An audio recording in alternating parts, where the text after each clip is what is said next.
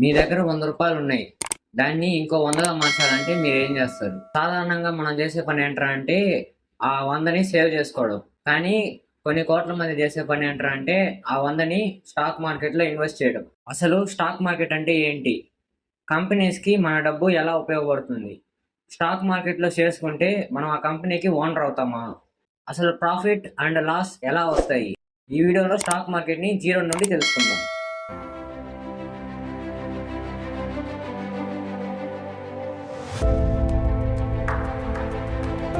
Hello guys, welcome to Telugu tech hub. ఈ వీడియోలో మనం స్టాక్ మార్కెట్ గురించి తెలుసుకుందాం. సో వీడియో చాలా ఇంట్రెస్టింగ్ ఉండబోతుంది కాబట్టి మీరు ఇంకా వీడియోని లైక్ చేయనట్టయితే వెంటనే ఈ వీడియోని లైక్ చేసి మన ఛానల్ని సబ్స్క్రైబ్ చేసుకోండి.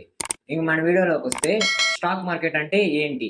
ఒక కంపెనీకి తన బిజినెస్ని ఎక్స్పాండ్ చేయడానికి 100 కోట్లు అవసరం ఉంది అనుకుందాం. సో అది బ్యాంక్ దగ్గర మొత్తం డబ్బుని అప్పుగా తీసుకోవడం ఒక మార్గం. కానీ కంపెనీ తన ఓనర్షిప్ని చిన్న చిన్న భాగాలుగా విడదీసి ప్రజలకి అమ్మవచ్చు. ఆ చిన్న ఓనర్షిప్ భాగాన్ని షేర్ అంటాం.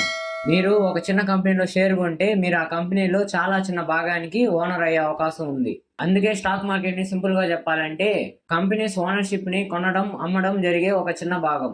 అండ్ ఈ షేర్స్ ఎలా పనిచేస్తాయి అనే విషయానికి వస్తే కంపెనీ 10 లక్షల షేర్స్ ని ఇష్యూ చేస్తుంది అనుకుందాం. మీ దగ్గర 100 షేర్స్ ఉన్నాయి అంటే మీరు ఆ కంపెనీలోని 10 లక్షల 100 షేర్స్ కి ఓనర్. ఆ కంపెనీకి డిమాండ్ పెరిగితే ఆ షేర్స్ యొక్క రేట్ కూడా పెరిగే అవకాశం ఉంది. ఫర్ ఎగ్జాంపుల్ మీరు 100 రూపీస్ పెట్టి షేర్ కొంటే అది 150 అయ్యే అవకాశం ఉంది. ఇందులో మీకు 50 రూపీస్ ప్రాఫిట్. కానీ మీరు 100 రూపీస్ పెట్టిన అదే షేర్ ఒకవేళ 70కి పడిపోతే 30 రూపీస్ లాస్ అవుతుంది. అందుకే ఈ స్టాక్ మార్కెట్ లో ప్రాఫిట్ మాత్రమే కాదు, రిస్క్ కూడా చాలా ఉంటుంది. అండ్ ఈ షేర్స్ యొక్క ప్రైసెస్ ఎందుకు పెరుగుతాయి, ఎందుకు తగ్గుతాయి, ఈ విషయానికి వస్తే ఈ షేర్స్ యొక్క ప్రైసెస్ ని ఒకే ఒక విషయం డిసైడ్ చేస్తుంది: company profits, future growth, economy, interest rates, news, investors. ఇవన్నీ కూడా షేర్స్ యొక్క రేటు ఇంక్రీజ్ అవడానికి, డిక్రీజ్ అవడానికి హెల్ప్ చేస్తాయి.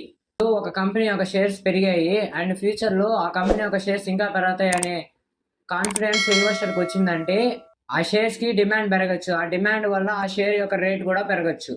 అదే కంపెనీకి లాసెస్ వచ్చి సమ్ బ్యాడ్ న్యూసెస్ బయట వచ్చాయంటే లేదా ఆ కంపెనీ ఫ్యూచర్ పైన కాన్ఫిడెన్స్ తగ్గితే ఇన్వెస్టర్స్ ఆ షేర్స్ ని అమ్మడానికి ట్రై చేస్తారు. అందుకే స్టాక్ మార్కెట్ లో ప్రైజెస్ వెనకాల డిమాండ్ అండ్ సప్లై చాలా ముఖ్యమైన పాత్ర పోషిస్తుంది.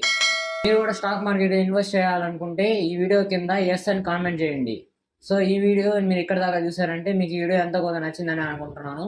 సో మీకు ఈ వీడియో నచ్చినట్లయితే లైక్ చేయండి అండ్ మన ఛానల్ని సబ్స్క్రైబ్ చేసుకోండి. Thank you.